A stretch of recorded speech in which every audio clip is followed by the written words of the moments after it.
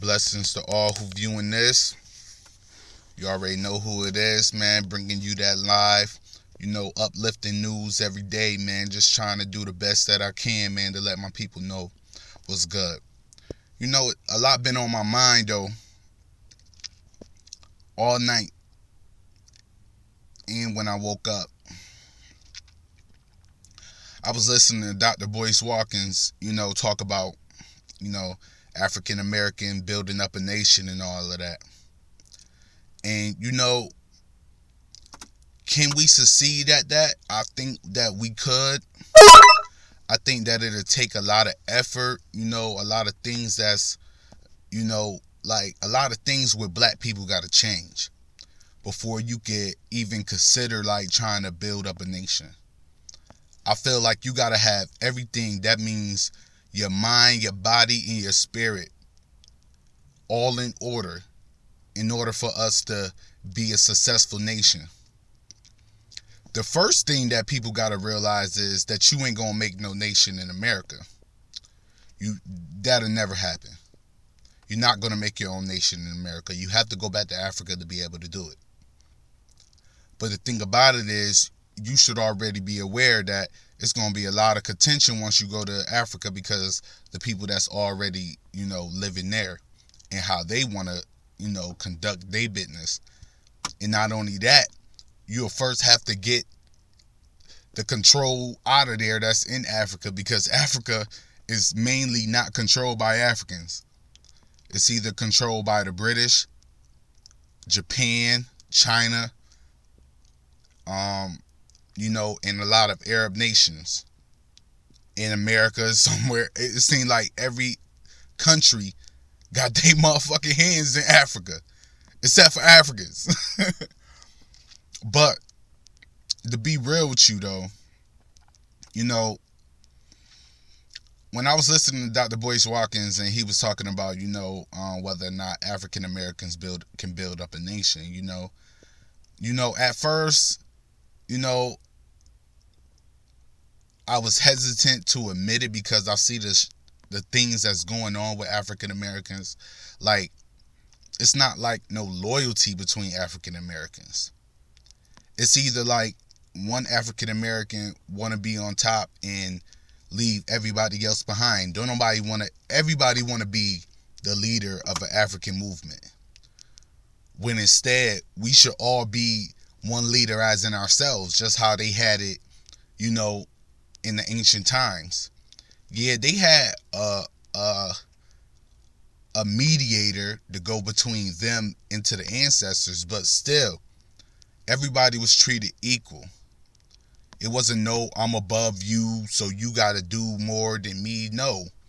They all communicated with the ancestors. If one was sick or whatnot, they went to the mediator.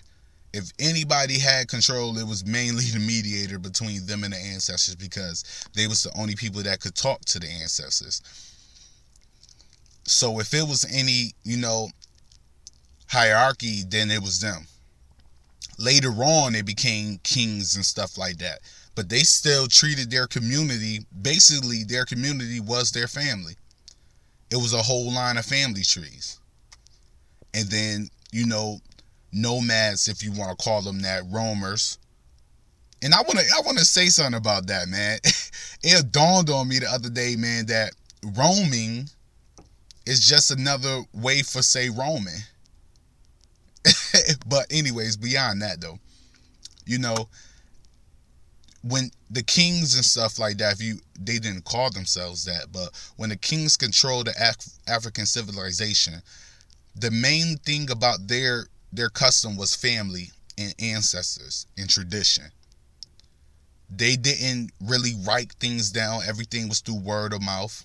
That's why we can't understand the meta nature today, because those are just symbols of something that was from word of mouth, that was already taught through talking to a person. That's why, the whole thing with young Pharaoh and Salnetta and all of them, like, to me, I pegged it as like, how can I say? Young Pharaoh them had the upper hand from the beginning, because even Asher Kwesi, he even said that the betting that you did to get deciphered. And I looked at him as like one of the best Egyptologists in history besides Dr. Ben. Asher Quasi and his wife, you know, they they in a league of their own.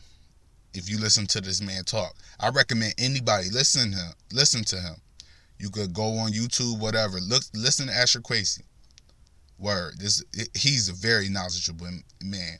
But getting back to the subject, at matter though, I feel like in order for us to even consider a nation, we have to take Africa back. And the only way to be able to do that is to put the choice into the Africans that's their name. Because if they don't stick up for themselves, what's the Africans from America and all other parts of the earth coming back to Africa to fight for you if you're not going to fight for yourself? And then at that, what I see is a lot of Africans need to show respect. Just because we was over here in slavery, y'all was in slavery too over there in Africa, because Africa was conquered years upon years ago. So that makes you know better than us, because I see a lot of Africans that come to America and they act funny with African Americans, which ain't right, and feel like you better than us. No, you ain't, because if y'all wouldn't have never got conquered in the first place, then we wouldn't even have been over here. But that's another story. But the first thing that African Americans and Africans that's inside of the continent of Africa need to do is first take back your land. Take back all the resources that they are taking from you. I mean, even if you have to fight and die for it, fight and die for your land.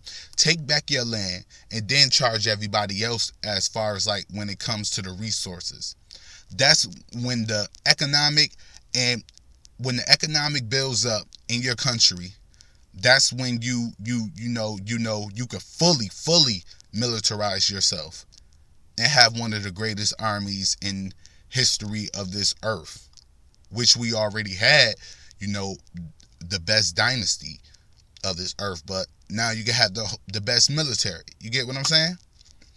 Once you take back your land and solidify yourself as an economic dominant force on this earth, and you are militarized to handle any opposition that comes against you, then you are the nation that you are truly supposed to be. First, you have to take back your land. Take all of your resources. Don't begin to have your land and then mainly just keep it for yourself. Use your economics and your stuff. Use your resources from your land to gain your wealth. You got to think about it. They drilling for oil in Africa still. They drilling for gold. They drilling for diamonds. They drilling for all types of stones and stuff that's inside of Africa. They using the earth for medicine. They using the food for other countries. Africa is basically getting raped out of all of its natural resources, while Africans are the ones just sitting around watching it. And we are too. The first step towards dominance, and not in dominance as in effect of you want to hurt other people, but in dominance of controlling your own.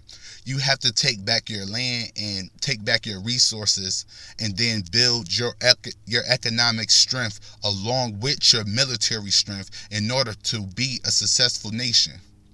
You have to put your people first and take care of your homeland, so your people can stay loyal to you. And then they won't have to, go to another country to seek out a better lives. Militarize your people from a young adult on up. Even if they don't plan to be in the army, militarize them so they could be able to protect themselves and keep control over your land and your natural resources. That's the basic to a successful nation. I hear a lot of people talking about, going back to Africa, and I support that. I would love to go back to Africa and live there, for real. Not just because Trump in office, but because I want to live in my homeland. Even before I watched Belly and Nas say it, I want to live in my homeland. But I'm about to go into work. I just wanted to give a